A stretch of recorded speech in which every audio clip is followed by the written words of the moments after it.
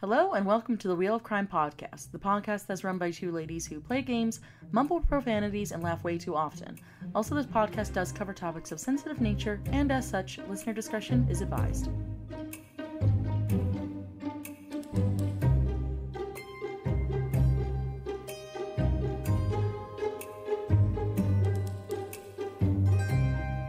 Hello, and welcome back to the Wheel of Crime podcast. My name is Jen. And my name is Emily. Yes. Welcome back. Time has once again passed. We have gotten to a new day. Life is good. And we made it back for another episode. Woohoo! Here we are. Again. It's us. Yep, exactly. So, how was your last week, Jen? It was real good. I have officially begun spooky season and marathoning as many horror movies / fall movies as possible. I've got a list of at least 30 films that me and my partner John are trying to watch, but it'll probably end up being a bit more than that. So, here we are. I'm excited. I think I watched maybe 2 Halloween movies. You guys are crazy dude. people. This is my season. This is my time to shine. As a horror movie lover, this is what the year is for me. Looking forward to Halloween. This is true. We'll have to do a reprise of last year where I put on Charmed, or not Charmed, Practical Magic. Practical Magic for us all to watch, and both you and my mom fell asleep, and it was just me and John watching it. You know what? Sometimes shit happens. It is what it is. I do really like that one, though, having now watched it. But, yeah, no, that does sound like a lot of fun. I have not yet completely segued, I don't know, into my Halloween festival spirit yet. But I did light I have a pumpkin eucalyptus candle that I bought, and it smells freaking fantastic, but it's enormous. So I knew if I held out and tried to light it in October, I would be burning it until Christmas. So yes. I have officially switched over to that one. Life is good. It's super fancy. I lit it the other night after cooking it was a garlic cheesy cheddar tomato linguine thing that I made. Oh, it was so good. And so I made that, and then I lit my candle, and I was like, this is what true happiness is. A mouthful of garlic, my nose full of pumpkin.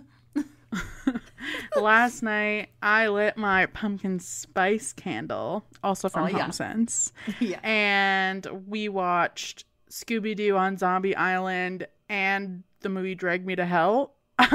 It was the perfect pairing, truly. Amazing.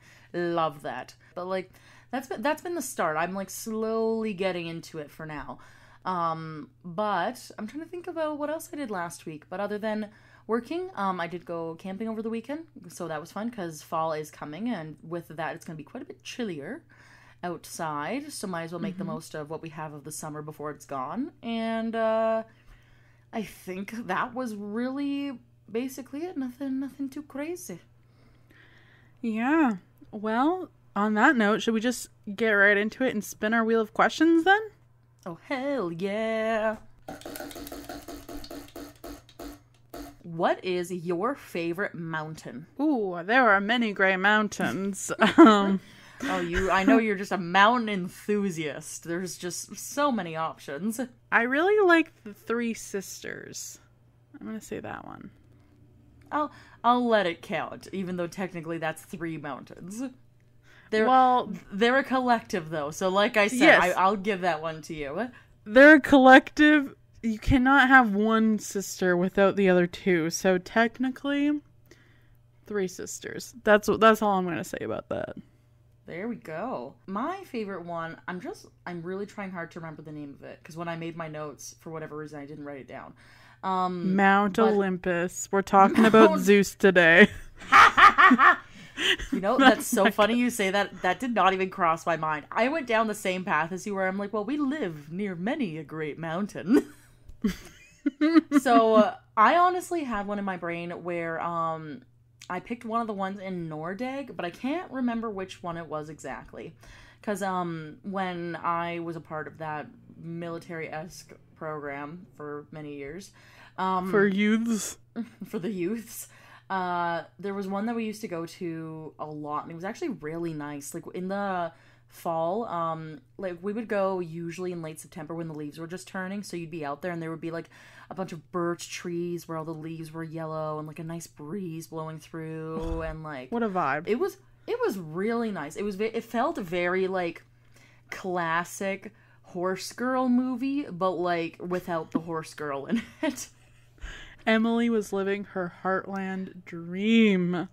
For real. When I remember the name of the mountain again, I'll let you know. But I'm going to say the Mysterious Mountain in Nordeg is my favorite that I've been to.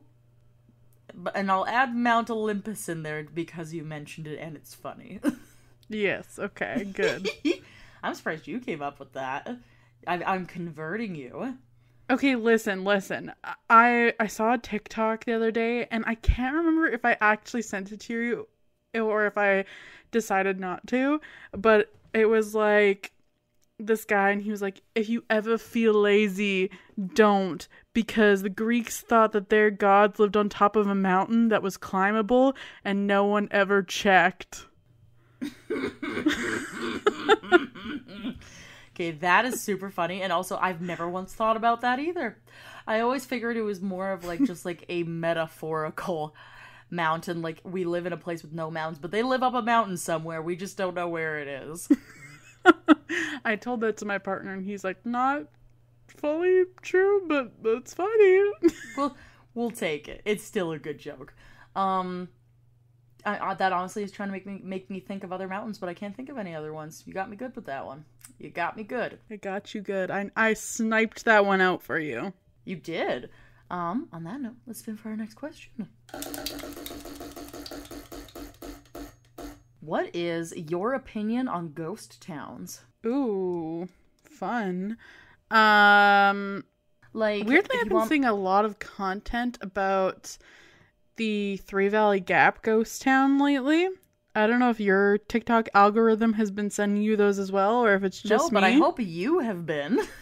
I haven't caught up to the most recent ones you've sent me, so I hope that's on the list. Some of them are kind of funny, where they're like, look at this eerie ghost town, and it's just like beautiful mountains and a beautiful lake, and I'm like, oh, that's chilling. Bone chilling. I don't know. There's part of me that, like, some ghost towns, I'm like, oh, that's kind of sad because tragic events happened and that's why they are no longer. But, like, mostly, I think they're pretty interesting and an interesting piece of history to, like, revisit. Yeah. I am on the same page as you with that one. I think for me, I really love them because I have driven through quite a few just with like Andrew and I and, you know, our different travels for work and whatnot. And it's always been so interesting to me how it's almost like a place is stuck in history and you are now getting to be a part of it, but like in a way where you'll never talk to those people, right? So that part's really interesting.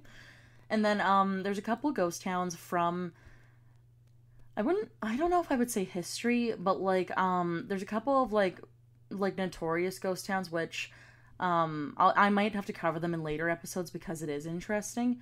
But there's one in Alberta. I'm pretty sure it's in Alberta. I could be wrong. But it's the Turtle Mountain ghost town.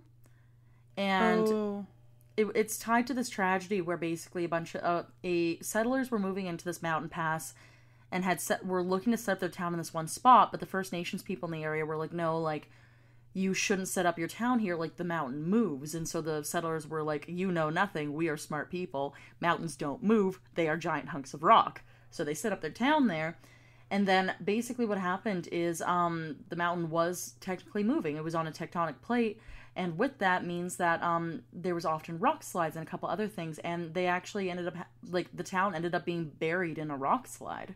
Yeah, I'm pretty sure that's like, I think near the border of BC, but I'm pretty sure it is in Alberta. Yeah. That is one that has always intrigued me. My dad used to tell me about that one weirdly a lot as a kid. I think he was just really fascinated by it. It is But super fascinating. yeah, that one is really sad too because a lot of the remains of the people are still there because they Yep. couldn't get to them. That's the whole thing too, is like that, as sad as it is one of those places where like I wouldn't mind seeing kind of like what it looks like today, just knowing that there used to be a town there. And also one of the other interesting things is that the reason that there were so many casualties is because this rockside happened in the middle of the night as well, so most people were just like in their beds sleeping, and then they were buried in tons of rock, and that's just how it happened. So that one, although it is a ghost town, has always been really interesting to me. And then another one is I can't remember where exactly in the States it is, but there's a ghost town that sits on top of basically a giant oil deposit, and something happened and basically the oil underground lit on fire. So the town had to be abandoned because literally the ground underneath the town's on fire, and it still is today. It's been like 60 or 80 years or something of this fire burning. Yeah. And like you can see pictures online of like cracks in the road, and you can see like flames literally licking from underneath the broken pavement. That's insane. It is insane. So that one is also a really, really cool one to me. I'm pretty sure I can search up the name of this one, because I wouldn't mind also talking one day about that one too, or doing like, you know, like a special episode set aside for like just like unique small towns around the world, or unique ghost towns. Yeah, that would be cool. There's also one in Lake Minnewanka too, and Emily and I have gone there a couple times together. It used to be like an old coal mining town. Yeah, no, the one in Lake Minnewanka is also super interesting. You can actually go scuba diving and go check it out. It got flooded when they were finished building the dam, which thankfully it had 0 casualties, but they didn't tear down any of the buildings or anything, so it's basically the exact same condition it was when they built it. Underwater city that Emily and I will train for years as scuba divers to one day see. To get our licenses. First, Lake Minnewanka. Next, Atlantis. You heard it here first, guys. This is what we've been training for all our lives. Yeah. And so the ghost town that has the fire burning underneath of it is called Centralia, Pennsylvania. That's cool. Or spooky. Yep, it's a coal fire. It's not an oil fire. It's a coal fire that's burning under the town. That is crazy. Right? Super spooky. I wonder if it gets super hot in the summer. I can only imagine. I bet you'd be nice in the winter, though. There you go. All right, let's move on to our next question. So, what's your thoughts on the camping lifestyle? Not for me. See, would you care to explain why? See, my parents loved going camping when I was growing up. We did like other holidays too, which I'm a hotel girl. Okay, I'm a hotel city girly, and that's just how it is. My dad, he grew up on a farm, so he like loves the outdoors, loves camping, quadding, all that shit. I was never into it, but as a child, you are forced to go where your parents go, so I did a lot of camping in my days, and it's fine. I'm just like not a super outdoorsy person, so it's not really my vibe, especially when you go with a bunch of adults and like your family and you're kind of just stuck out there in the woods. You know, not for me. Yeah. I honestly have not been camping as an adult with friends, so it might change my mind on the experience, but I'm just like, I don't care to go, so it hasn't happened yet. Yeah. No, I could see that one. And I do agree that like when you go camping as a child, it's a different experience, I think. Especially if you're not necessarily doing what it is that you want to do. But yeah, no, my husband definitely agrees with you on many of those points, though. He is also a hotel girly, as he would never say. But yeah, no, I enjoy camping, but it's one of those things that I kind of found for myself, because I didn't really love camping the way that my family used to do it growing up. But since then, like, I like, you know, going out with and like tenting with friends and all this stuff. You make things as comfortable as you want them to be, you know, bring some weenies, roast them over a fire, have some beverages, look at the stars, enjoy nature. So that part's fun for me. I like that part. I can see the appeal, I will say, especially with going with friends. It's just when I plan getaways with my friends, I plan like beer cruises in Lake Minnewanka and it's true. Or Airbnbs. Or Airbnbs or trips somewhere else. That's my vibe. And you know what? I'm just gonna embrace that. Me and your husband, we're hotel girlies, and no one else can change our minds. Right. And because I have over the years tried to get him to do some of these things with me. But I think that it's not even just like a personality type. I just think that if it's one of those things that you found for yourself, you either like it or you don't. And that's just how it be sometimes. It do be how it be. Yep. All right, let's move on to our last question. Would you ever sleep in a haunted location? So like a haunted hotel, the Devil's Playground,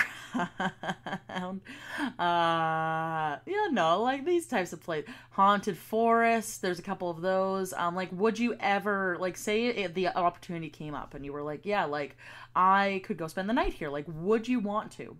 This is something I've thought about a lot because I know there are quite a few, like, haunted hotel rooms that you can get.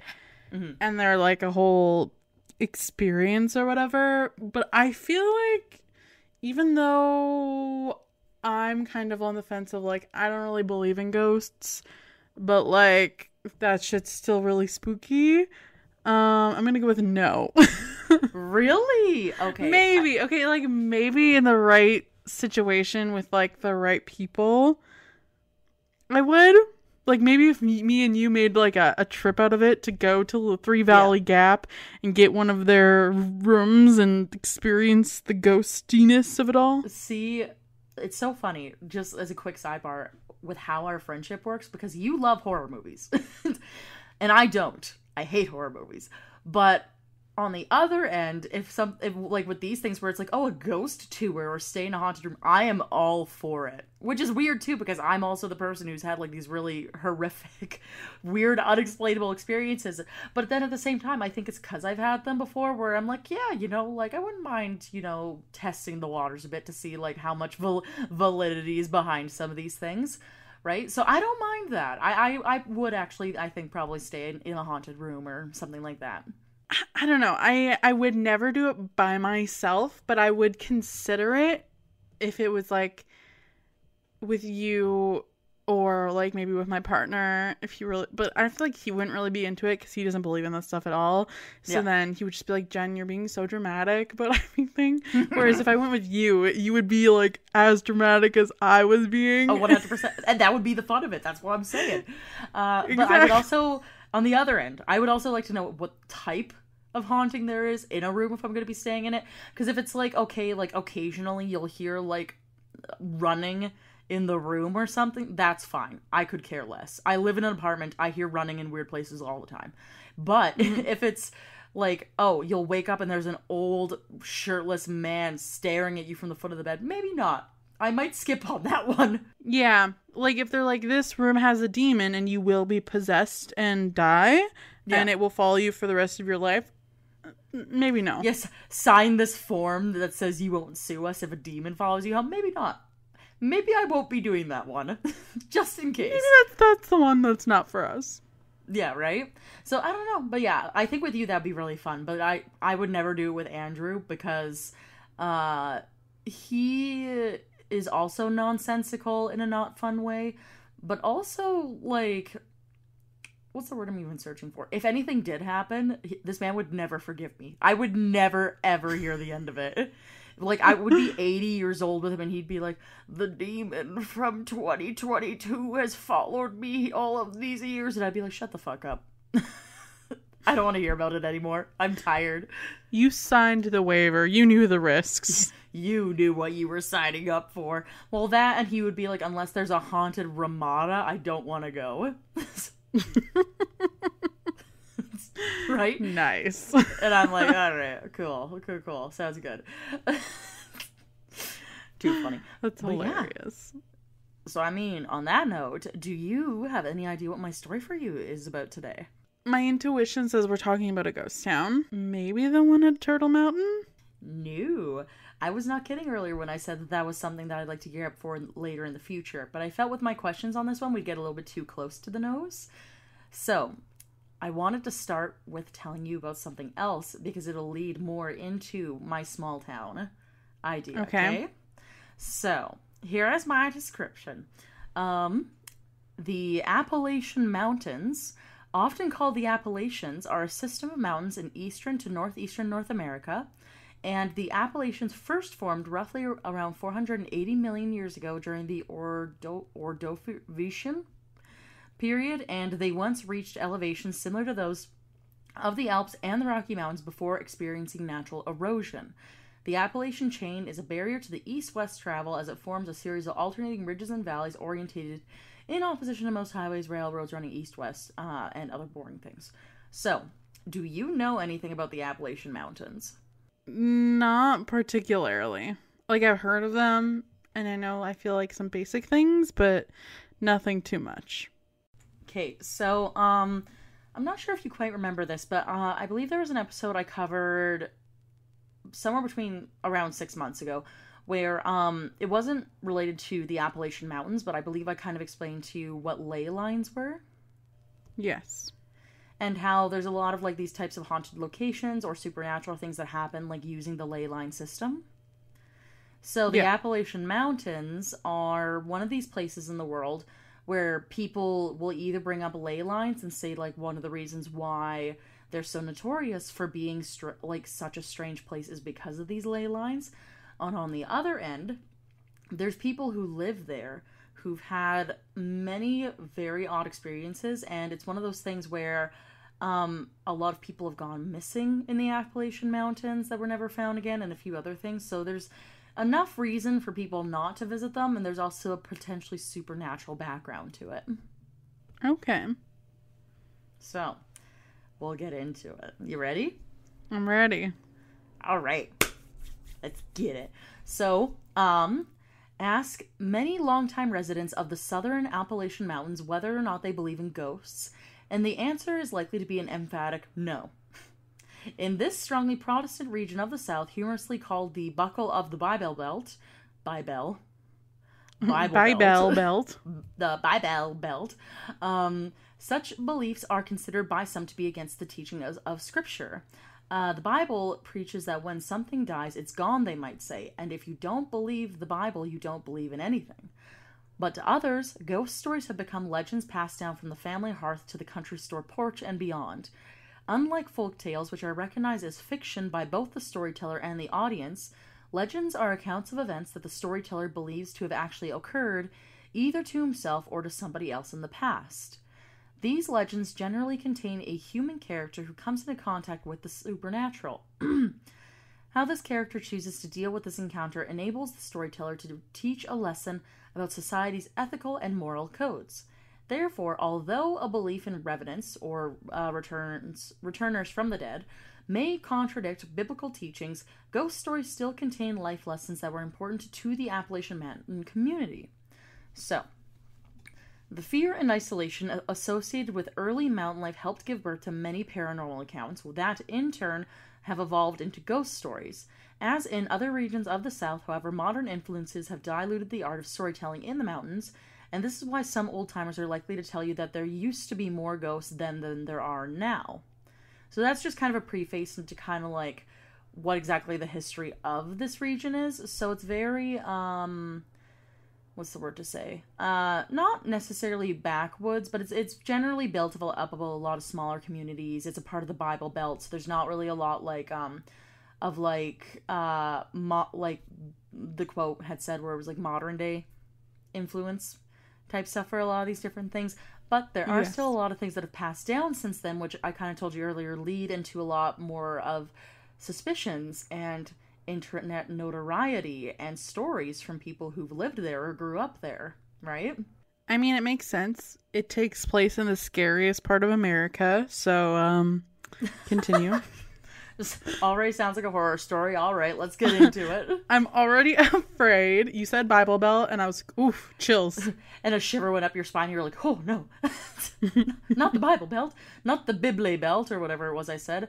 Babel Belt. The Bible Belty. The Bible Belty.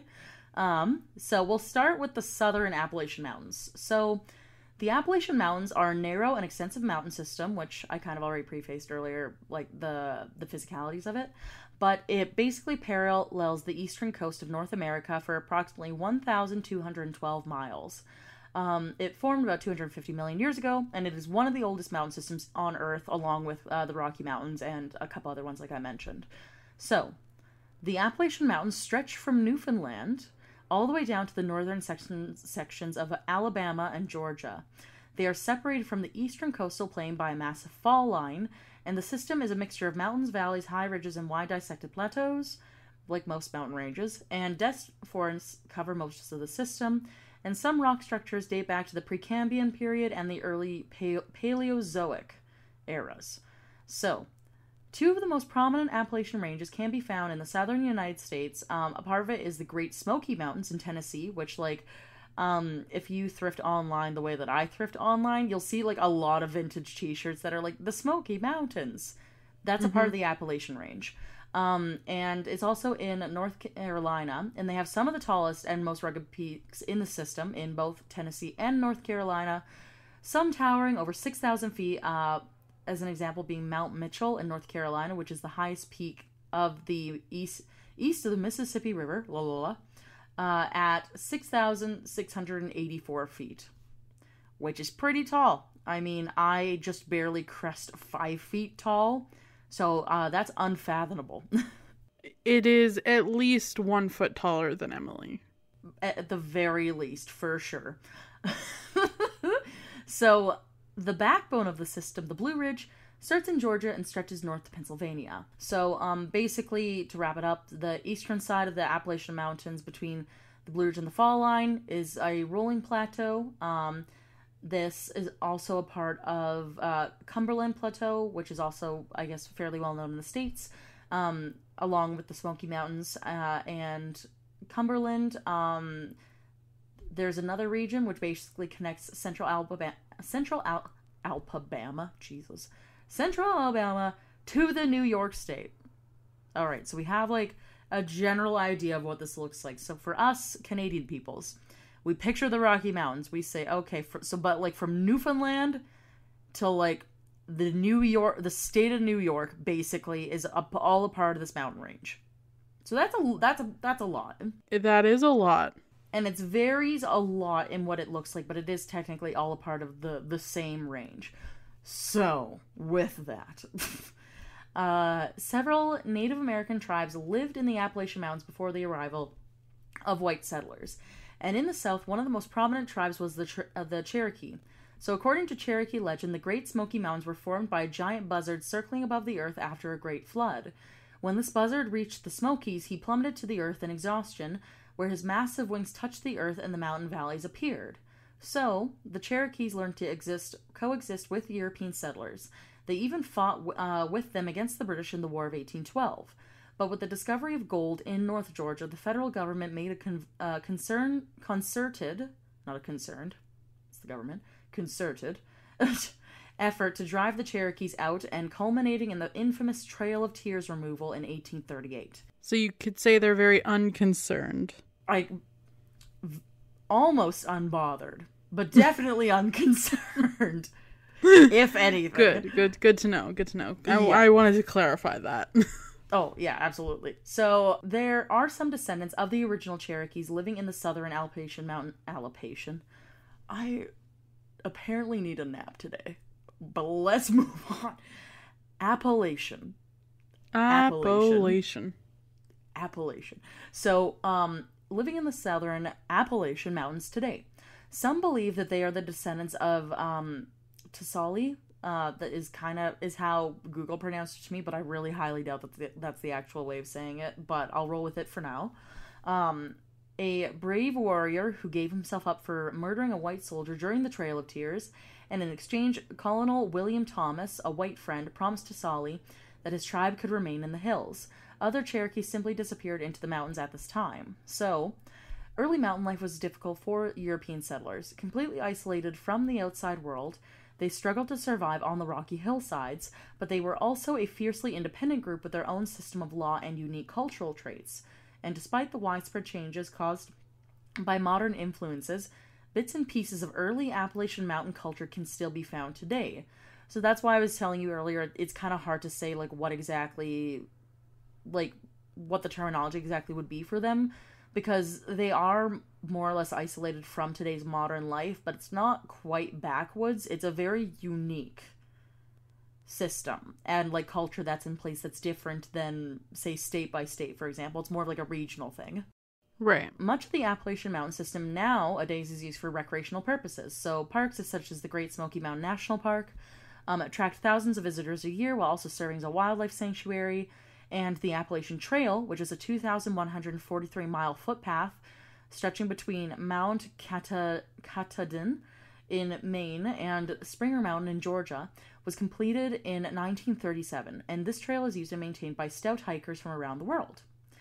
So that's kind of where we're at today for, like, basic history and facts about the mountains, okay? Okay, but was Old Smoky Mountain covered in cheese? What?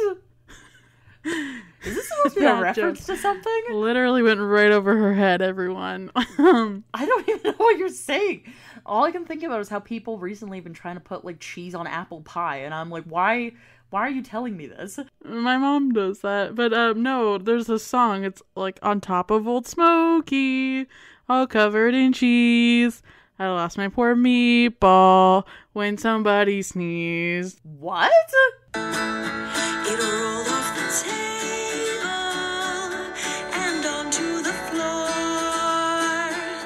and then my poor meatball rolled right out the door. It rolled in the garden and under a bush, and then my poor meatball was nothing but mush. The mush was as tasty could be. And then the next summer, it grew into a tree. I knew a different version of this song. I know the tune. I do not know anything about a meatball or cheese on a mountain. But no, I'm trying to remember how the one I knew about. The one I knew about was about Barbie legs and collecting GST. I'm pretty sure Old Smoky's the classic version, but... Probably. Because, like, this is definitely something from elementary school, but I've never heard that one. Well, you learn something new every day. I swung my poor Barbie with a 294 on top of the shelf and onto the floor. I saw my poor Barbie on sale for $2.94 plus GST. What a classic 2000s song. Apparently, I'm flabbergasted. You do not realize how much of a hiccup in my brain you just gave me.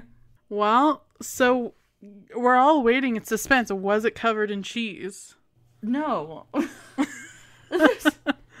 Apparently your mother's apple pie is, for some reason, but the mountains are not covered in cheese. Apparently it's good. I've never been a pie gal myself, so I've never tried it. I just don't like apple pie. I would try it, because I have this mentality of I'll try anything once, as long as it won't kill me. And you like cheese. And I do like cheese, so I could be convinced, but I'm still skeptical. So, the original Appalachian settlers were largely Scottish and Irish immigrants who had clawed their way through the lush and rugged hill country in the early 1700s. Fiercely independent people, these settlers had rebelled against the restrictive laws of their own homelands and were in search of a place where their Protestant beliefs could flourish without interference. And so they were awed by the dense hardwood forest teeming with game, the fresh sparkling rivers with fish, and the eerie mist creeping through the valleys that remind them so much of the Scottish Highlands at home. So I guess this is kind of how the colloquial Smoky Mountains got their name from. So, deep within the cool hollows, the settlers had staked their claims. The forest had provided with plentiful building materials for their log cabins and furniture. They raised small crops of corn, potatoes, and black-eyed peas, which, as we know, spin our head right round. And They do. That was a good one, Em. yeah, right? Hee hee. And and fruit trees and gourds to make containers. And the men were crack shots hunting the woods day and night for beasties with the help of their loyal dogs, and would proudly describe they would proudly describe as being part hound, part cur, which I guess at the time would have been a fierce breed of dog. So inside the tiny one-room cabins, the women would dye clothes with berries and bark gathered from the forest at this time, and cook dinner in large stone fireplaces.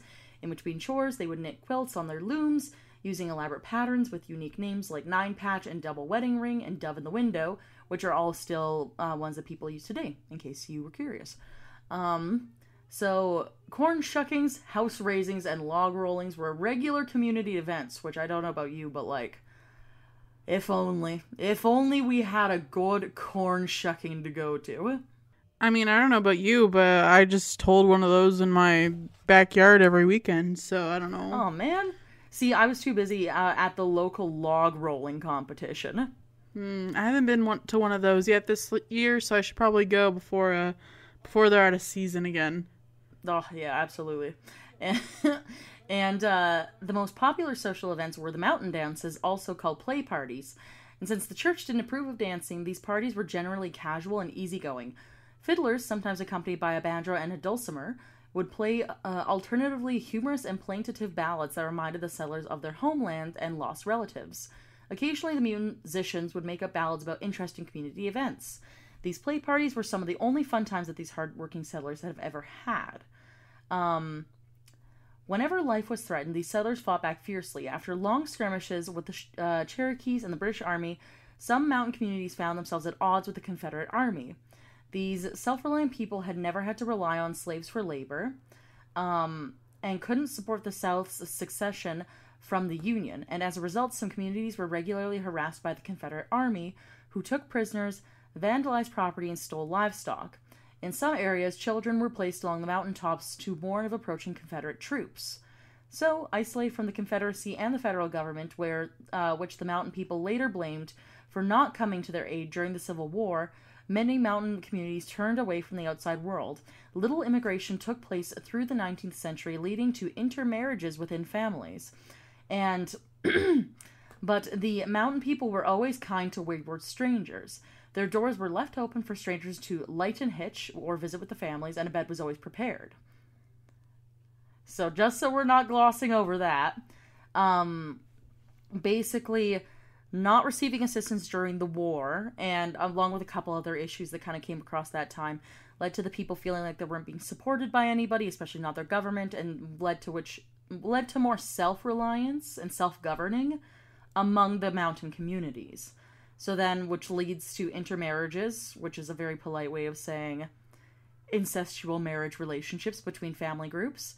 And spicy. But they were always known to be very inviting to strangers. So they weren't it wasn't like isolated to the point of like, we hate everybody else. It was just a self-chosen thing, but they were still always willing to take people in. So it's not like one of those sunset communities that you were telling me about? Yeah, no, they're definitely not a sundown town, more just like a literally rural family communities that are probably bored, is more or less what's going on now. Bored and cousin fuckers. Yes, a mixture of both. The nice cousin fuckers, if there are any. Although the mountain people tamed small plots of land around their homes, they were still surrounded by miles of mysterious dense forests, and they were already a superstitious group because everybody knew that the moon, for example, affected planting cycles. The tail of a hound dog attracts lightning. You know, all common things we all know about. Casually. Yeah, that an axe placed under the bed of a birthing mother's love would kill the pain. That's something you definitely need to know. So, an axe under the bed, birth no pain, is what I'm hearing. In case anybody needs some hot tips. You heard it here first. Yeah. It's it threatens the pain away. That's what happens. So Yes, it's very menacing, and pain doesn't like that. yeah, the I can't even go into it. So but we've already done enough tangents today. I'm trying to keep myself in check. So but as night fell across the hills, the seemingly impenetrable forest would come alive with spooky sounds and lights. Whatever these settlers heard or saw found their way into stories told around the fireplace at nighttime. And although modern influences have had a dramatic impact on early mountain culture, some of the old-timey ways of the hills can still be found in those hills today. So, the second and third generations of the original Appalachian settlers eventually pressed against the limits of sustenance. Migrating from the low valleys into the creek branches and sub-valleys and steep hillsides, these families had extreme difficulty farming the rocky terrain. Barely able to make a living from their crops, many families fell into poverty, leading to widespread disease and malnutrition. Early 20th century social workers were horrified with some of the conditions that they found there.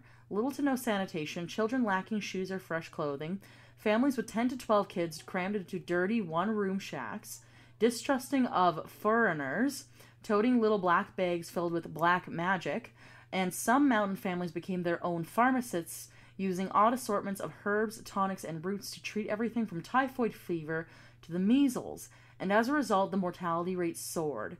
These social workers brought what was to become the first wave of modernization to these hills.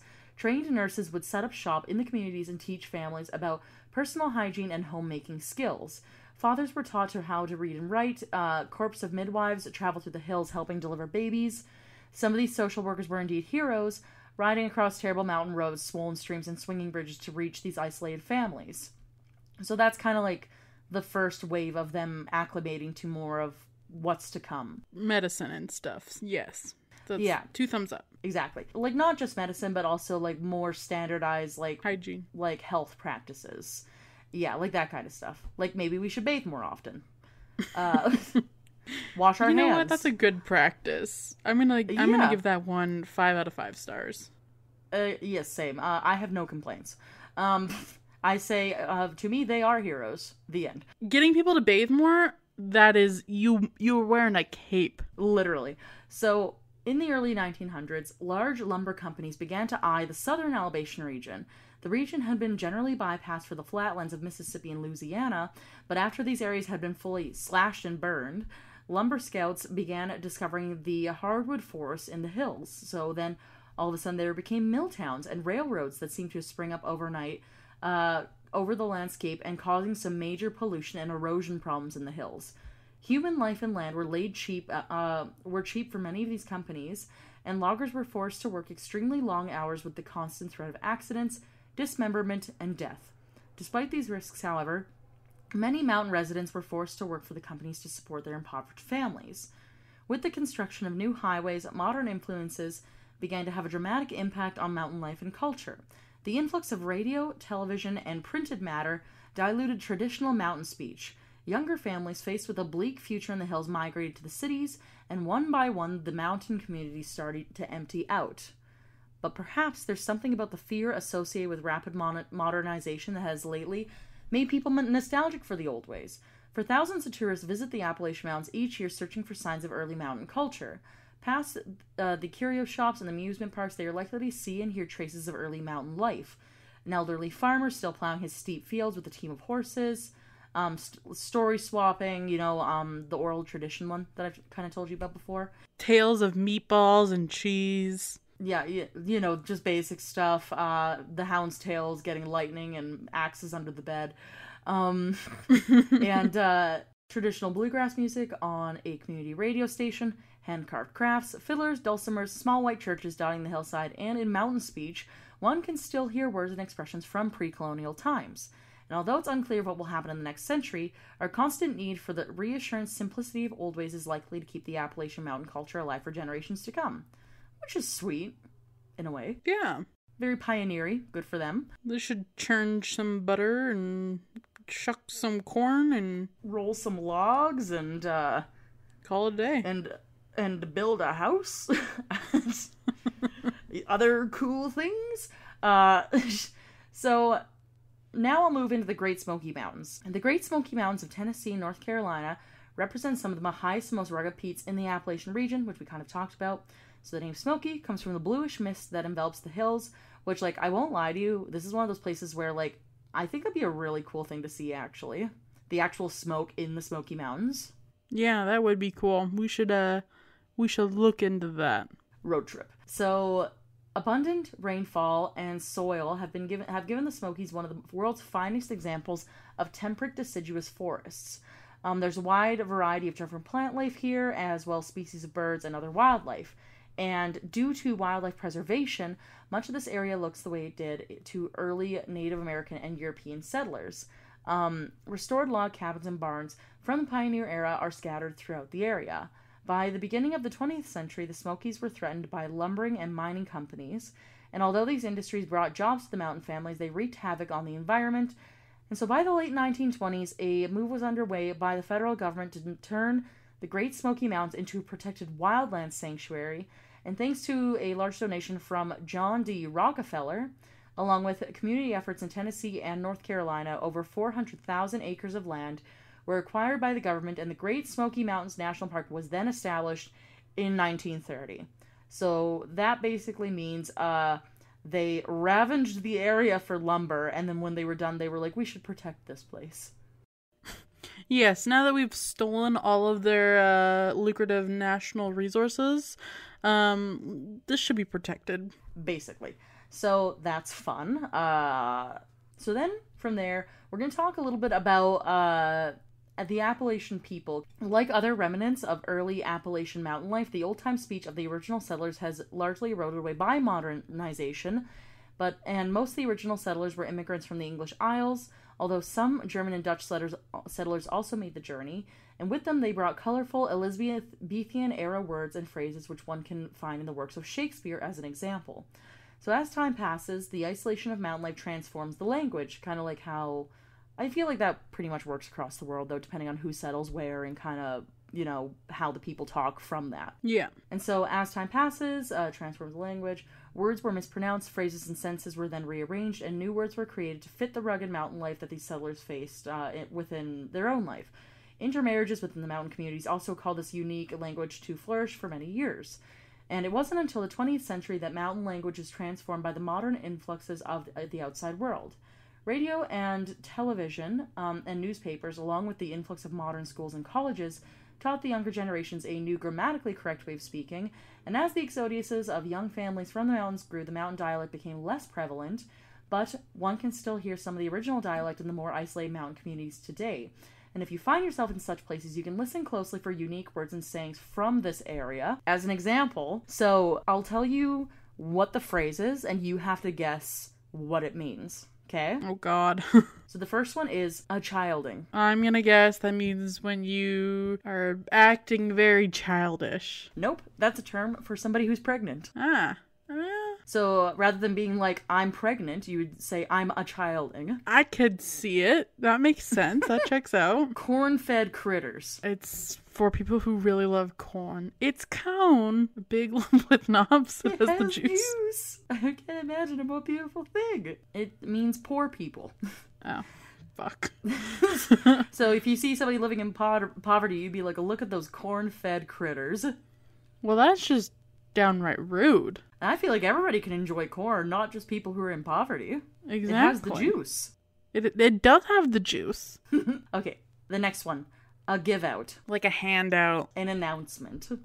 Fuck. That one doesn't make sense. I didn't think so either. So, arm baby. Is it like arm candy? Like luxurious jewelry? A child small enough to be carried in somebody's arms. Okay, I was like, that is too obvious. That can't be it. But apparently...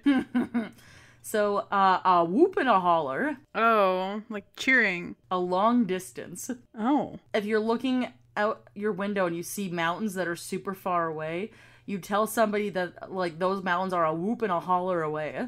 Weird. Okay. You know, they just wanted something a little spicy to say, I guess. A little extra. You have to figure this one out, okay? You're 0 for 0 right now, so you have to get this next one. Wow, okay. Roast me when I'm already down. Okay, this one is Ain't had much school housing. Someone who's not educated? Literally isn't very educated is what that means. You got Okay, it. okay, I got one right. See? It's almost like you just have to think about it very, very subjectively. Yeah. Like, what is the most simple, vague, but obvious way to put that? Literally. The next one is bald-faced whiskey, which you will not get this one, but you can try. Is it like a bald-faced liar? Like someone who's like really worked up the courage to say something? Or is it literally just like whiskey that doesn't taste very good? Fresh whiskey from a still. Now, there So we it just go. means freshly manufactured whiskey, yeah. So I'll give you a 0.5 for that last one. Okay, I've gotten 1.5 out of like 10. The next one is bigonet and bigonet. Oh my god. You're like, I feel like I'm getting quizzed on a test that I was doomed to fail from the start. Literally, I didn't have time to study for this. That's the point. It's bigger and better than ever. You're not that far off. It's exaggerating. So if somebody's like, I saw a moose that was the size of the Empire State Building, then you would say Johnny is bigonet and bigonet over there with his story about the moose. Okay, I think I deserve another 0.5, so I got 2 points now. How about Bonnie? Like a bonnet or something? Bonnie, in its simplified form, just means good, but it's a descriptive word. So if you were like, if I was talking about, say, how you and I went on the beer cruise, and I would tell people, I'll be like, yeah, Jen and I had a Bonnie time on the beer cruise. Okay. So, buttermouthed. Someone who's full of shit. No. Speaking in flattering terms, like you're buttering me up, kinda. Ah, I see. Chunk washer. That sounds disgusting. Doesn't it? But it's not. I vomit into this thing and then we wash our clothes with it. Probably not. Heavy rain. Okay. So we got the washing part right. Yep. So, okay. The next one is Death Watch. Watching for the enemy or watching someone who with disdain or something like that. It's a ticking insect in the wall of a house that means death in the family. Oh, that's ominous. Yeah, so basically, a comparison for us would be, I know that your sister lives in Saskatchewan. Has she ever told you about how in the older farmhouses sometimes they get crickets in the walls? No, she's a lawyer who lives in the city and is not much into farm stuff. I figured as well. I was like, maybe she heard it at the supermarket once and thought to tell you, but like that with We don't older have farmhouses. those kind of conversations. I mean, there's always the chance, but no. But basically, in older houses, they used to have gaps in the walls where nowadays we fill it with like insulation and other materials. But bugs used to be able to get into them, like for example, crickets. And so a death watch would literally be like if you heard bugs in your walls.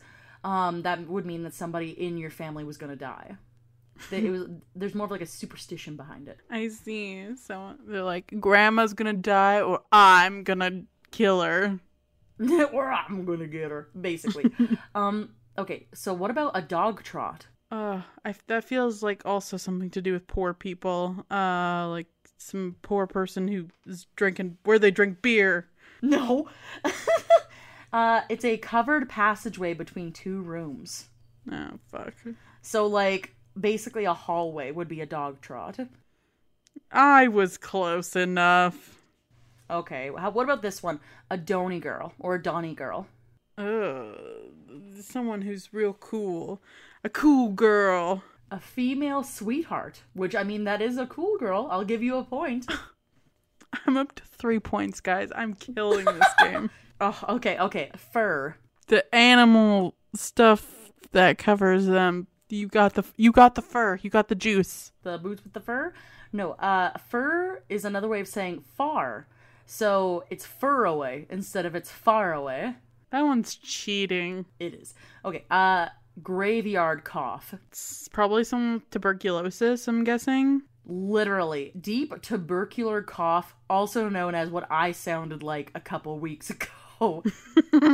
Accurate. Right. Okay, a goozler. I'm guessing it's gonna be someone who's like a hustler. A boy whose voice is changing. Oh, fuck. Puberty. A prepubescent boy is a goozler. You know what? All boys are hustlers, scam artists, so it They've got checks their out. own Their own goals. Jerry. Jerry? Is that like a gas can? No, it means that you're nervous. So, like, I would be like, oh, I'm Jerry to go on this camping trip. Nah, it's a jerry can. They're lying. They're just goofing you. Okay, what about a kiver? I feel like I've heard that one before. You might have. Kissing on a quivering lip. No. It's cover. Damn it, I didn't know that one. I'm gonna go with my most outlandish guess. Quivering lips. Oh my god. Okay, how about a knee child? It's either a kid who is small enough to sit on your knee. Bing, bing, bing. Ah ha ha. You got it. That's another point. Okay, what about this one? You're never gonna guess it. 4 points Lap now. child. A man-child? Lap child. A child small enough to sit on your lap. Oh my goodness, you got another point! 5 points, guys. I'm racking them in now. Okay, we'll see if you can get this next one. Keep in the same vein of thinking. Okay, you're on a roll. Pap. I'm guessing it's not a pap smear. No. No, it is I'm guessing not. it's like a word for like grandpa or something. Like, that's my pap, my dad, maybe. You got it. It's the word for a father. That's my pap. I got 6 points. Right? The next one is pile up with trash. Someone house is awry. Or... it's associating with low-class, immoral people. Wow, these people are so nice. So yeah, you're a basically, pile of trash. No, if like your friend was like, yeah, I'm gonna go down to Skid Row, then you'd say to your friends like, oh, John went to go pile up with trash. That's so mean. That it is. So, okay, here's the next one. Rip and tear.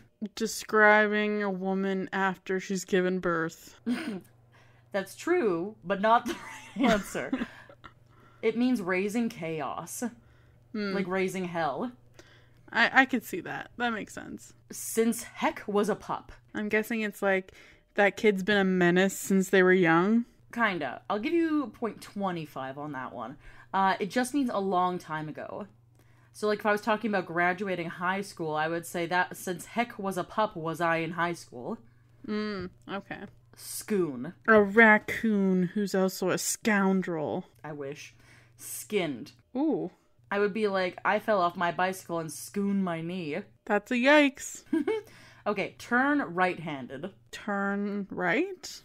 Like giving directions? Ding, ding, ding! That's 1 point. 7 points, baby! Let's go! Okay. What about turn left-handed? Turn left. Giving directions. There you go! 8 Ding, points. ding. I'm a master.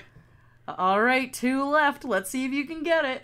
So, Yan. I ran so far away. That might be a 0.5. It's another way for saying yonder. Which Okay. does mean going to go somewhere, like a ways. Okay, well I got 8.75 now. And then, okay, here's the last one. Yan side.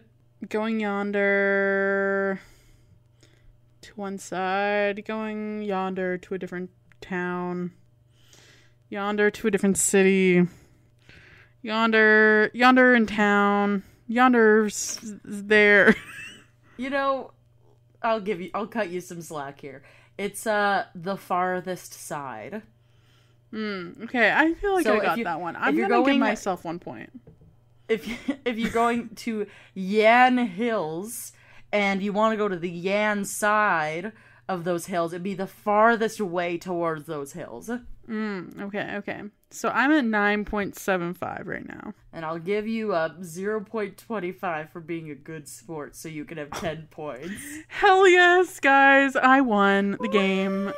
Woo! Y'all can never beat this master. Y'all can never boss up like me. But yeah. So there's some vocab words for you in case you thought you could get away with your day without having an English test. I never will again. Think I can get away with such a thing. So you're probably like Emily. you do spooky. Where's all of these different things? So the whole reason I needed to give you history on the background of this is because for my upcoming episode is I'm going to give you a collection of Appalachian Mountains superstitious legends and stories, because there are a lot of them, and there are a lot of TikTok and Reddit accounts from people whose families grew up there and all that thing, and I wanted to do like a small dedicated episode to just the Appalachian stories. Ooh, that's fun. A 2-parter from Emily. What a treat. I know, it never happens. Well, it was one of those things where I started this particular topic feeling like, oh, like I'll just pull up some stories and it'll be good.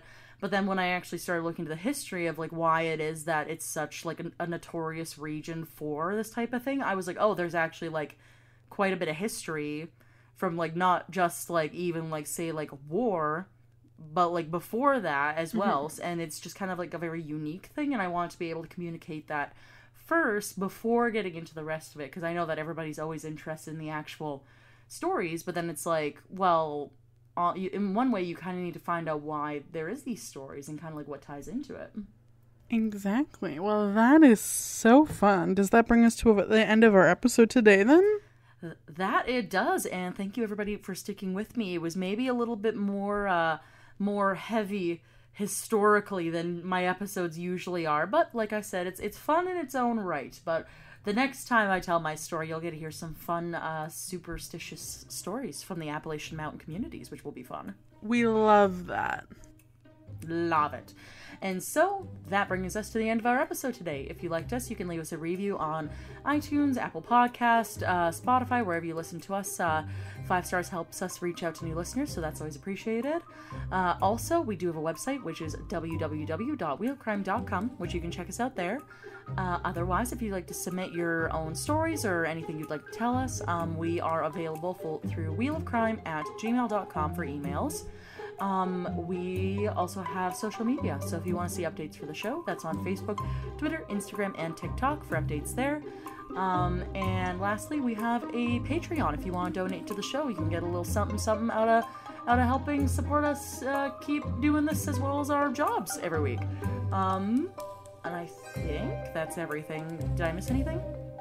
No, that's it. That's all. And with that, we'll see you next week for another new episode. Okay, bye. Woo woo, bye.